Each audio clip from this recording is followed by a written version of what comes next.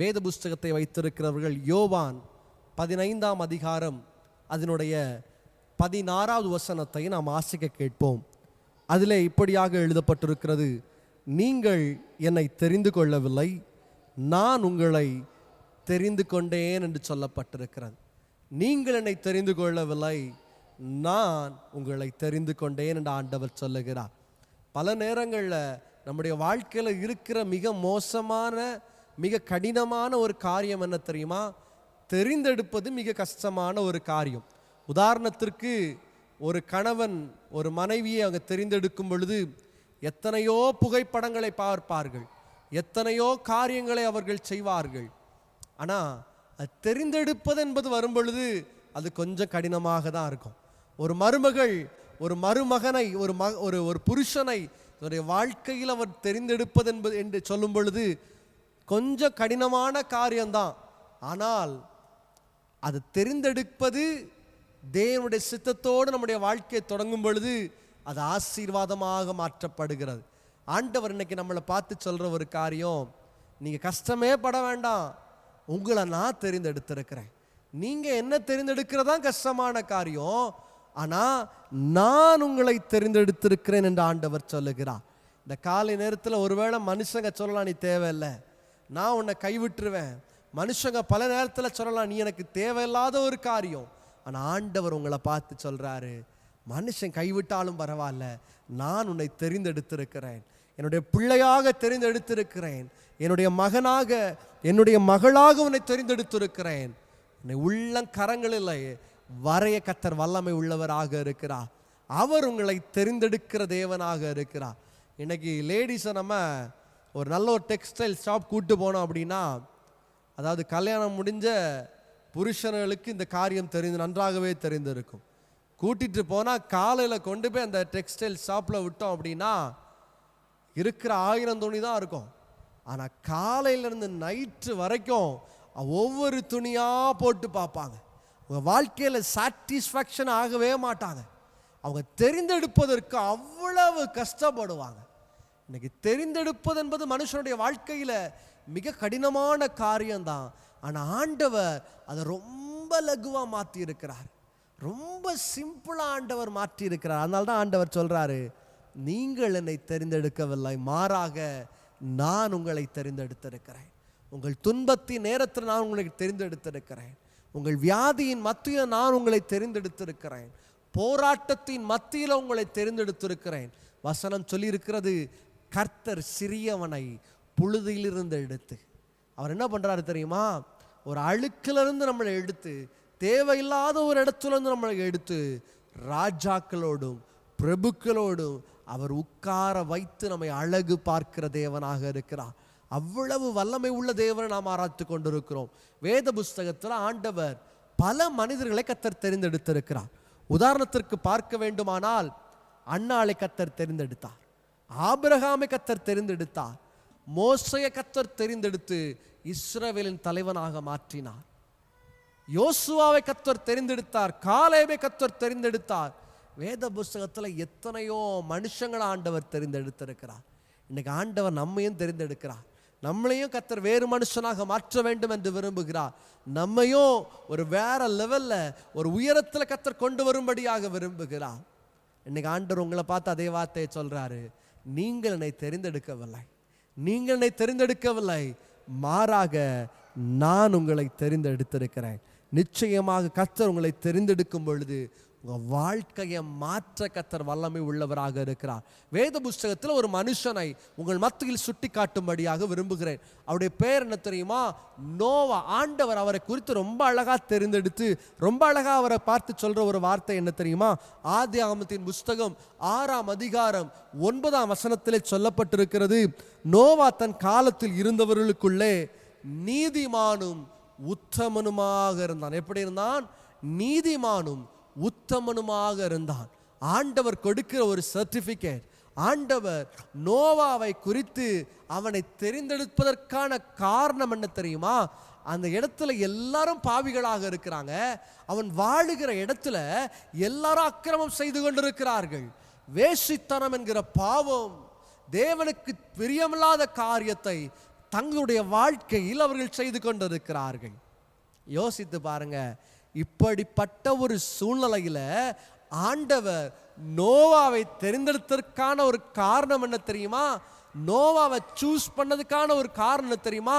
Literally எழுதப்பட்டிருக்கிறது, நோவா நீதிமானும் உத்தமனுமாக இருந்தான்.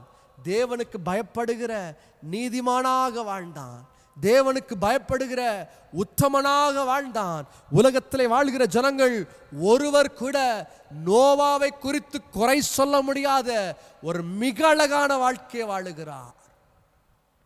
நோவாவுடைய வாழ்க்கை அவ்வளவு அழகா இருந்ததுனால தான் ஆண்டவர் அத்தனை மனுஷங்க அந்த உலகத்துல வாழ்ந்தாலும் ஆண்டவர் நோவாவை பர்டிகுலரா சூஸ் பண்றார். ஆண்டவர் நோவாவை தெரிந்தெடுக்கிறார். இந்த உலகத்துல எல்லாம் பாவம் மிகுந்தியாகி விட்டது, இந்த உலகத்துல பாவம் அதிகரித்து விட்டது. இந்த உலகத்தை நான் பரிசுத்தமாக மாற்ற வேண்டும், மறுபடியும் ஒரு ஏதேன் தோட்டத்தை போல இந்த உலகத்தை பார்க்க வேண்டும் என்று ஆசைப்பட்டு இந்த பாவத்தை எப்படியாவது கழுவ வேண்டும் என்று ஒரு காரியத்தை திட்டம் பண்றாரு. மனுஷனை அழிக்கணும், ஆனால் அதுல ஒரு குடும்பத்தை நான் காப்பாற்ற வேண்டும். அவர்கள் மூலமாய் இந்த உலகத்துல அடுத்த ஒரு பரிசுத்தமுள்ள சந்ததி எழும்ப வேண்டும் என்று கர்த்தர் விரும்பினார். அதனால ஆண்டவர் நோவாவை தெரிந்து கொண்டார். இன்னைக்கு லிட்ரலா எழுதப்பட்டிருக்கிற காரியம் ரெண்டு தான். நோவா எப்படிப்பட்டவனாக இருக்கிறான்?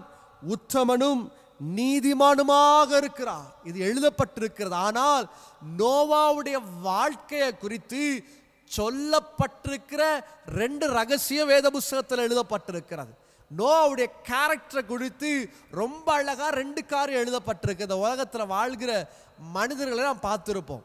சிலர் வெளிப்படையா பார்த்தா ரொம்ப சாதுவா இருப்பாங்க, போட்டிருக்கிற சட்டையிலிருந்து நடக்கிற நடை உடை பாவனையில அவங்கள பார்த்தா சொல்லுவோம், தெய்வ பிள்ளைகள் ஐயா, எவ்வளவு நல்லவங்களா இருக்கிறாங்கன்னு சொல்ற அளவுக்கு வாழ்வாங்க.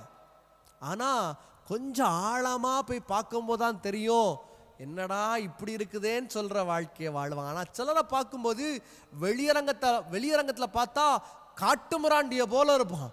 அவன் பார்த்தா 10 பேரை அடிச்சு ஒரே நேரத்தில் கொலை பண்ணிட்டு வந்தவனை மாறி இருப்பான். ஆனா உள்ளத்துக்குள்ள சின்ன குழந்தைய போல இருப்பான். அதனால தான் ஆண்டவர் சொல்றாரு, டோன்ட் ஜட்ஜ் எ மேன். அவன் வெளிப்பிரகாரமான காரியத்தை வைத்து ஒருவனே நீ இது பண்ணாத. ஏனென்றால் மனிதனோ முகத்தை மாத்திரம் பார்க்கிறான், ஆனால் தெய்வாதி தேவன் இருதயத்தை பார்க்கிற தேவனாக இருக்கிறார். இருதயத்தின் ஆழங்களை அறிந்திருக்கிற தேவனாக இருக்கிறார். உங்கள் இருதயத்தின் ஏக்கங்கள் அவருக்கு தெரியும். இன்னைக்கு உங்க இருதயத்தில் இருக்கிற பாரங்களை கர்த்தர் அறிந்திருக்கிறார். அவர் உங்களை தெரிந்து கொள்வாரே. ஆனால் ஒரு நோவாவுக்குள்ள இருந்த குணாதிசயம் உங்களுக்குள்ள இருக்கும் பொழுது இந்த உலகத்தில் எத்தனை மனுஷங்க இருந்தாலும் ஆண்டவர் பர்டிகுலரா உங்களை பார்த்து சொல்றாரு, நீங்கள் என்னை தெரிந்து கொள்ளவில்லை, நான் உங்களை தெரிந்து கொண்டேன். ஆண்டவரை பார்த்து சொல்லுங்க, ஆண்டவரே அதனால தான் அந்த வார்த்தையை கேட்டுட்டு இருக்கிறேன், ஆண்டவரே அதனால தான் சபையில் ஆராய்த்து கொண்டு இருக்கிறேன், ஆண்டவரே அதனால தான் கிறிஸ்தவனாக இருக்கிறேன். காரணம் என்ன தெரியுமா? நாம் அவரை தேடி ஓடவில்லை. ரொம்ப அழகான ஒரு பாடல்ல தேவ மனுஷன் பாடியிருப்பார், நான் தேடி போகல, என்னை தேடி வந்தாரு. தங்கத்தை கேட்கல, வைரத்தை கேட்கல, உள்ளத்தை கேட்டாரு. அவர் அவ்வளவு மகத்துவமான தேவன், அவ்வளவு வல்லமை உள்ள தேவன். அவர் நம்மை இந்த காலை நேரத்தில் தெரிந்தெடுக்கும்படியாக விரும்புகிறார். அவர் தெரிந்தெடுக்கும் பொழுது நம்மை ராஜாக்களாக மாற்றுவார், லேவியர்களாக, ஆசாரியர்களாக, அவர்களை துதிக்கிற ஒரு சந்ததியாக பரலோகத்தில் நம்மளை கூட்டி சேர்க்க கர்த்தர் ஜீவனுள்ள தேவனாக இருக்கிறார். ரெண்டு காரியங்கள் நோவாவை குறித்து தெளிவாக உங்கள் மத்தியில் எடுத்து வைக்க போகிறேன். நோவாவுக்குள்ள இருந்த ரெண்டு மிக அழகான குணாதிசயத்தை நம்ம பார்க்க போகிறோம். முதலாவது ஒரு காரியம், ஆதியாகமம் புஸ்தகத்தில் 8ஆம் அதிகாரத்தில் 13ஆம் வசனம் முதல் 16ஆம் வசனம் வரை வாசிக்க கேட்க போகிறோம். அதுல ஒரு காரியம் எழுதப்பட்டிருக்கிறது. அவனுக்கு 601 வயதாகும் வருஷத்தில் முதல் மாதம் முதல் தேதியிலே பூமியின் மேல் இருந்த ஜலம் அற்றி போயிற்று. நோவா பேழையின் மேல் தட்டை எடுத்து பார்த்தார், பூமியின் மேல் ஜலம் இல்லாதிருந்தது. 2ஆம் மாதம் 27ஆம் தேதியிலே பூமி காய்ந்திருந்தது. அப்பொழுது தேவன் நோவாவை நோக்கி, நீயும் உன்னோடு கூட உன் மனைவியும் உன் குமாரரும் உன் குமாரரின் மனைவிகளும் பேழையை விட்டு புறப்படுங்கள் என்றார். எனக்கு அருமையான தேவ பிள்ளைகளே, இந்த இடத்துல கணக்கு நமக்கு ரொம்ப முக்கியம். நிறைய பேர் நினைக்கிறோம் நாங்களே கணக்கில் வீக்கையா, எப்படி கணக்கு பண்ண முடியும்? சிம்பிளான ஒரு மேக்ஸ் ஆண்டவர் இந்த இடத்துல சொல்றார். இந்த உலகத்தில் எப்பொழுது ஜலம் வந்தது தெரியுமா? நோவாவுக்கு 600 வயசு இருக்கும் பொழுது. வேத புஸ்தகத்தில் அதனுடைய முன்னாடி இருக்கிற அதிகாரத்தை நாம் வாசிக்கும் பொழுது 7ஆம் அதிகாரம் 6ஆம் வசனத்திலே ஆண்டவர் சொல்லுகிறார், ஜல பிரளயம் பூமியில் மேல் உண்டான போது நோவா 600 வயது உள்ளவனாக இருந்தான். He is about 600 years old. இப்போ நோவாக்கு வயசு எத்தனை? 600 வயசுல ஆண்டவர் நோவாவை பேழைக்குள்ள போக சொல்லிட்டாரு, போயிட்டார். 7 நாள் கழித்து மழை பெய்ய ஆரம்பிக்கிறது. 40 நாள் இரவும் பகலும் பயங்கரமான மழை பெய்து கொண்டிருக்கிறது. இப்படிப்பட்ட ஒரு சூழ்நிலையில நம்ம இந்த பேழைக்குள்ள இருந்தா நமக்கு உள்ள என்ன தோணும்? என்னைக்கிடா வெளியே போனா நல்லா இருக்கும், என்னைக்கு இந்த உலகத்தை பார்த்தா நல்லா இருக்கும். எத்தனை நாள் தான் இந்த கப்பல்ல மிதந்துட்டு இருக்கிறது? 1 வாரம்னா பரவாயில்ல, 2 வாரம் பரவாயில்ல, சரி 40 நாள் மழை பெஞ்சுது, காலையிலையும் நைட்டும் மழை, பரவாயில்ல, பாதுகாப்பா உள்ள உட்கார்ந்துட்டோம், மழை தான் நின்று விட்டதே, இனி கொஞ்சம் வெளியே வரலாமே. நம்ம எண்ணம் அப்படிதான் இருந்திருக்கோம். நோவாவும் ஒருவேளை அப்படி யோசித்திருக்கலாம். எப்போ மழை நிக்குது தெரியுமா? நோவாவுக்கு 601 வயது, 1 மாதம், 1வது மாதம் 1வது தேதி. அப்படிதான் அன்னைக்கு தான் நோவாவுக்கு பிறந்த நாள். பிறந்த நாள் அன்னைக்கு நடக்கிற காரியம் என்ன தெரியுமா? கதவுகள் திறக்கப்பட்டது. கதவு ஓப்பன் ஆயிற்று. நோவா வெளியே வந்திருக்கலாம். ஆனால் நோவாக்குள்ள இருந்த அழகான ஒரு கேரக்டர் என்ன தெரியுமா? அவன் காத்து இருக்கிறான். எப்போ தெரியுமா? ஆண்டவர் அதுக்கு பிறகு 1 மாதம் 27 நாட்கள் கழித்த ஆண்டவர் ஒரு காரியத்தை பேசுறாரு. நோவாவே, இப்பொழுது நீயும் உன்னுடைய குடும்பமும் வெளியே வாங்க அப்படிங்கிறாரு. அப்போதான் நோவா என்ன பண்றாரு? அந்த பேழையை விட்டு வெளியே வர்றாரு. 1 வருஷம் உள்ள உட்கார்ந்து இருந்தாரு. பிறந்த நாள் அன்னைக்கு வெளியே வந்திருக்கலாமே, எல்லாம் துறக்கப்பட்டாகி விட்டதே. ஆனால் அன்றைக்கும் நோவா தேவனுக்கு பயம் உள்ளவனாக காணப்பட்டார், தேவனுக்கு கீழ்ப்படுகிறவராக காணப்பட்டார், தேவனுடைய வார்த்தைக்கு காத்திருக்கிறவராக காணப்பட்டார். ஆண்டவர் என்னோடு பேச மாட்டாரா? ஆண்டவருடைய வார்த்தை என்னோடு இடைப்படாதா? ஆண்டவர் சொன்னாதான் என் கால்கள் எடுத்து வெளியே வைப்பேன் என்று சொல்லுகிற ஒரு அனுபவத்திலே அவர் காணப்பட்டார். வேத புஸ்தகத்தில் ரொம்ப அழகா எழுதப்பட்டிருக்கிறது. 8ஆம் அதிகாரம் 13ஆம் வசனத்தை வாசிக்கும் பொழுது, 600 வயதாகும் பொழுது வருஷத்திலே 1ஆம் மாதம் 1ஆம் தேதி. அப்படின்னா அர்த்தம் என்ன? அவருடைய காலத்தை ஆண்டவர் சொல்றாரு. அப்பொழுது 600 வருஷம், இப்போ 601வது வருஷம் 1வது மாதம் 1ஆம் தேதி. நோவாவுக்கு பிறந்த நாள் அன்னைக்கே ஆண்டவர் ஓபன் பண்ணி கொடுத்துட்டார். அன்னைக்கே வெளியே போயிருக்கலாம். ஆனால் he was waiting for 1 month and 27 days. இன்னைக்கு தேவ பிள்ளைகளுக்கு காத்திருப்பு இருக்குதா? இன்னைக்கு காத்திருக்கிறோமா? தேவனுடைய சமூகத்தில் காத்திருக்க விருப்பம் இல்லை. இன்னைக்கு வந்தா இன்னைக்கு அற்புதம் நடக்கணும். இன்னைக்கு ஜோமானா இன்னைக்கு அற்புதம் நடக்கலையா, இந்த சபை வேண்டாம் அடுத்த சபை. இன்னைக்கு அற்புதம் நடக்கலையா, இந்த பாஸ்டர் சரியில்லை அடுத்த பாஸ்டர். இன்னைக்கே அற்புதம் நடக்கலையா, இயேசு கிறிஸ்துவே உயிரோட இல்லை. இன்னைக்கு தேவ பிள்ளைகள் இப்படிதான் அலைந்து திரிந்து கொண்டிருக்கிறார்கள். எனக்கு பிரியமான தேவ பிள்ளைகளே, ஆண்டவர் நோவாவை தெரிந்து கொண்டதற்கான முதல் ஒரு காரணம் இருக்கு. என்ன தெரியுமா? நோவாவிடத்துல ஒரு கேரக்டர் இருந்தது. எல்லாம் திறந்திருக்குது, வாசல்கள் எல்லாம் திறந்துதான் இருக்குது. ஆனால் தேவனுடைய வார்த்தைக்காக காத்து கொண்டிருந்தார். எப்பொழுது அவர் என்னோடு பேசுவார், அவர் பேசினாதான் கால் எடுத்து வெளியே வைப்பேன். ஏன்னா என்ன உள்ள போட்டு பாதுகாத்து 1 வருஷம் சாப்பாடு கொடுத்து என் குடும்பத்தை பாதுகாத்து இருக்கிறாரு. அவர் சொன்னாதான் போவேன்னு முடிவெடுக்கிறார். இன்னைக்கு ஞாயிற்றுக்கிழமை பெர்த்டே கொண்டாட்டம் ஓடிட்டு இருக்கிறான். ஞாயிற்றுக்கிழமை கல்யாண வீடு சபையை விட்டு ஓடிட்டு இருக்கிறாங்க. ஞாயிற்றுக்கிழமை விருந்து வீடு ஓடிட்டு இருக்கிறான். முதலாவது தேவனுடைய ராஜ்யத்தையும் அவருடைய நீதியும் தேடுங்கள். இன்னைக்கு மனுஷன் இதெல்லாம் மறந்து போய்விட்டார்கள். மனுஷர்கள் இதெல்லாம் விட்டுட்டு உலகம் போற போக்கில் வாழ்ந்துட்டு இருக்கிறான். உலகம் எப்படி போகுதோ அதே போக்கில் வாழ்ந்துட்டு இருக்கிறாங்க. ஆண்டவர் உங்களிடத்துல ஒரு பெக்குலியரா ஒரு விஷயத்தை, திட்டமும் தெளிவுமா ஒரு காரியத்தை உங்களிடத்துல விரும்புறார். என்ன தெரியுமா? வசனத்திற்கு கீழ்ப்படிந்து வசனத்திற்கு காத்திருக்கணும். சபையை விட்டுடக்கூடாது. இன்னைக்கு வேற வாசல்கள் திறந்தோன்னு ஓடிட்டு இருக்கிறோம். ஞாயிற்றுக்கிழமை ஆசீர்வாதத்தின் வாசல் திறக்குதா, உடனே ஓடிடுறோம். இன்னைக்கு வேலைக்கு போனா 10,000 ரூபா கிடைக்குமா, 500 ரூபா கிடைக்குமா, ஓடிடுறோம். ஆண்டவருக்கு முதலிடத்தை கொடுங்க. என்ன நடந்தாலும் பிரச்சனை இல்லை, ஃபர்ஸ்ட் தேவனை ஆராதிப்பேன், வார்த்தையை கேட்பேன், கீழ்ப்படிவேன், அதுக்கு பிறகு அவர் சொன்னாதான் கால் எடுத்து வெளியே வைப்பேன். ஆண்டவர் அப்படிப்பட்டவர்களை தெரிந்தெடுக்கிற தேவனாக இருக்கிறார். நீல் ஆம்ஸ்ட்ராங்கை குறித்து நாம் கேள்விப்பட்டிருப்போம். முதல் முறையாக அமெரிக்காவிலிருந்து ஒரு விமானத்திலே பறந்து அந்த மூணில் போய் காலை வைத்த முதல் மனுஷன் என்று பெயர் எடுத்தவர். அவர் கூட டிராவல் பண்ணது 2 பேர். இவரும் இவருடைய இன்னொரு கேப்டனும் அதில் டிராவல் பண்ணுறாங்க. நல்லா கவனிங்க. இதில் ஃபஸ்ட்டு கால் எடுத்து வைக்க வேண்டியது யார் தெரியுமா? இந்த ஃபஸ்ட்டு கேப்டன் தான் கால் எடுத்து கீழே வச்சிருக்கணும். கீழே இருந்து அமெரிக்காவிலேருந்து நாசாவிலேருந்து ஒரு இன்ஃபர்மேஷன் அனுப்புகிறாங்க, ஒரு ஆடியோ சென்ட் பண்ணுறாங்க. ஆர் யூ ரெடி, ரெடியாக இருக்கிறியான்னு கேட்குறாங்க. ஆனால் அந்த கேப்டன் யோசிக்கிறான், நான் கால் வச்சா ஒருவேளை அது சூடாக இருக்குமோ, நான் ஒருவேளை செத்து போயிடுவேனோ, என் வாழ்க்கை அவ்வளவுதானோ, நான் மறுபடியும் உலகத்துக்கு போக முடியாதோ, எத்தனையோ யோசனைகள் அவனுடைய மூளையை குழப்ப ஆரம்பித்தது. இவன் காத்து கொண்டே இருக்கிறான். இவங்க எங்கேருந்து கொடுத்து பார்க்குறாங்க இன்ஃபர்மேஷன், எந்த ரிப்ளையும் இல்லை.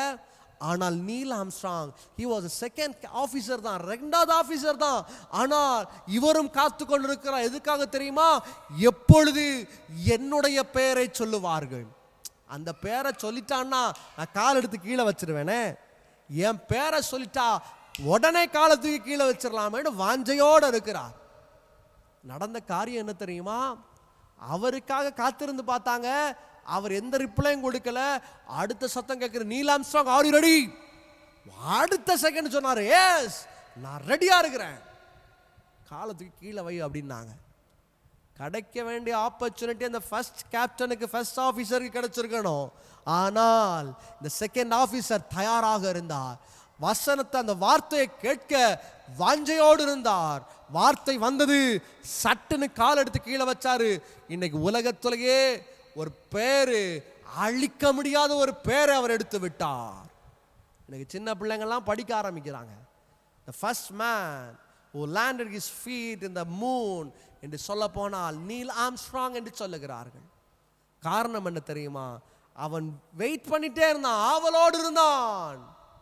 அந்த கமாண்ட் கேட்கிற வரை அவன் எந்த காரியத்தையும் செய்யல. இன்னைக்கு அவசரப்படுறான் மனுஷனுடைய வாழ்க்கையில. மனுஷனுடைய வாழ்க்கையில் அவசரம், காத்திருக்க விருப்பம் இல்லை. அவசரப்பட்டு வாழ்க்கையில் எந்தெந்த காரியமெல்லாமோ செய்து தப்பான வழிகளில் வாழ்ந்து கொண்டிருக்கிறார்கள். எனக்கு அருமையான தேவ பிள்ளைகளே, ஆண்டவர் மிக தெளிவாக உங்களோடு பேசி கொண்டிருக்கிறார். இந்த காலை நேரத்தில் நோவாவை குறித்து ஒரு மிக அழகான ஒரு காரியத்தை சொல்லுகிறார் ஆண்டவர். அவன் காத்திருக்கிறான். கதவு திறந்த போதிலும் கூட 1 மாதம் 27 நாள், ஏறக்குறைய 2 மாசம் ஆண்டவர் காக்க போடுறார். எல்லாம் 10 நாளும் பரவாயில்ல, நீ உள்ள இருப்பா, உனக்கு நான் ஒரு டைம் வச்சிருக்கிறேன், நான் சொல்லும்போது வெளியே வான்னு வச்சிருக்கிறாரு. ஆனால் நோவா அவருக்கு கீழ்ப்படுகிறவனாக காணப்பட்டான். இதனால தான் ஆண்டவர் நோவாவை தெரிந்து கொண்டார். இன்னைக்கு உங்களை ஆண்டவர் தெரிந்தெடுக்கணும்னா, ஆண்டவர் உங்ககிட்ட எதிர்பார்க்கிற ஒரு கேரக்டர் என்ன தெரியுமா? நீங்கள் வெயிட் பண்ணுறீங்களா? தேவனுடைய சமூகத்தில் காத்திருக்க விரும்புகிறீங்களா? அவருடைய வார்த்தையை கேட்க விரும்புகிறீங்களா? அவருடைய கமாண்டை, ஆண்டவரே உங்களுடைய கட்டளைகளுக்கு நான் நடக்க, அதன் வழியாக நடக்க விரும்புகிறேன், ஒப்பு கொடுக்குறீங்களா? அதை தான் ஆண்டவர் இந்த காலை நேரத்தில் உங்ககிட்ட விரும்புகிறார். இதை நம்முடைய வாழ்க்கையில் செய்யும்போது ஆண்டவர் நம்மை வேறு மனுஷனாக மாற்ற, நம்முடைய சூழ்நிலைகளை மாற்ற, பலவீனங்களை மாற்ற, சொந்த பிள்ளையாக நம்மளை கட்டி அணைத்து, ஆண்டவரே அவருடைய சமூகத்தில் நாம் காத்திருக்கும் பொழுது நம்மை ஆசீர்வதிக்க அவர் வல்லமை உள்ள தேவனாக இருக்கிறார். முதலாவது ஒரு அனுபவத்தை பார்க்கிறோம், நோவாவுக்குள்ளே இருந்தது. நோவா எப்படிப்பட்டவராக இருக்கிறார் தெரியுமா? கீழ்ப்படுகிறவராக, தேவனுடைய வார்த்தைக்காக காத்திருக்கிற மனுஷனாக இருக்கிறார். வேகமாக 2வது ஒரு காரியத்தை சொல்லி நான் ஜெபம் செய்ய வேண்டும் என்று விரும்புகிறேன். அதே ஆதியாகமத்தின் புஸ்தகம் 8ஆம் அதிகாரம் 20ஆம் வசனத்தை வாசிக்கும் பொழுது அதில் எழுதப்பட்டிருக்கிறது, அப்பொழுது நோவா கர்த்தருக்கு ஒரு பலிபீடத்தை கட்டி என்ன பண்றாரு? ஒரு பலிபீடத்தை கட்டுகிறார்.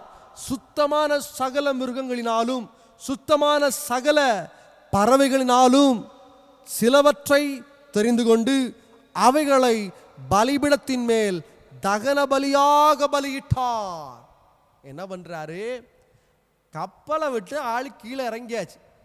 இறங்கின உடனே ஆண்டவருக்கு ஒரு காரியத்தை பண்றாரு. இருக்கிறதுலே பெஸ்டானதை கொண்டு வந்து தேவனுடைய சமூகத்துல தேங்க்ஸ் கொடுக்கிறார். ஆண்டவரே நன்றி. எதுக்கு தெரியுமா? ஒரு வருஷம் என் குடும்பத்தை காப்பாத்தி இருக்கிறீங்க, ஒரு வருஷம் என் குடும்பத்தை போஷித்து இருக்கிறீங்க, ஒரு வருஷம் எந்த போராட்டமும் வராம இந்த உலகம் அழிந்தாலும் எங்களை உயிரோட வச்சிருக்கிறீங்கன்னு சொல்லி தேவனுக்கு நன்றி செலுத்துறவர்களாக இருந்தார்கள். அதனாலதான் ஆண்டவர் நோவாவை தெரிந்து கொண்டார். நல்லா யோசிச்சு பாருங்க. வேத புஸ்தகம் முழுசா வாஸ்தா ஆண்டவருக்கு பிரியமான ஒரு பலி என்ன தெரியுமா? துதி பலியை ஆண்டவர் விரும்புகிறார். அதனாலதான் ஆண்டவருக்கு தாவீதை ரொம்ப பிடிக்கும். ஏன்னா தாவீது ஆண்டவரை துதிக்கிறவனாக காணப்பட்டான். அதனாலதான் சங்கீத புஸ்தகத்தில் 34ஆம் அதிகாரம் 1ஆம் வசனத்திலே சங்கீதக்காரன் சொல்லுகிறார், கர்த்தரை நான் எக்காலத்திலும் ஸ்தோத்தரிப்பேன், அவர் துதி எப்போதும் என் வாயில் இருக்கும். அதனாலதான் ஆண்டவர் தாவீதை ரொம்ப நேசித்தார். ஏனென்றால் எப்போ பார்த்தாலும் அந்த கிண்ணறத்தை எடுத்து வச்சு அதை பாட்டு பாடி தேவனை துதித்து கொண்டே இருப்பானா. அவன் துதிக்க துதிக்க துதிக்க சவுலுக்குள்ள இருந்த அசுத்த ஆவிகள் அவனை விட்டு வெளியே ஓடினது என்று சொல்லப்பட்டிருக்கிறது. எனக்கு பிரியமான தேவ பிள்ளைகளே, அவரை துதிக்கிற துதி நமக்குள்ள இருக்கணும். துதி மாத்திரமல்ல, நன்றி உள்ள மனுஷனாக வாழணும்.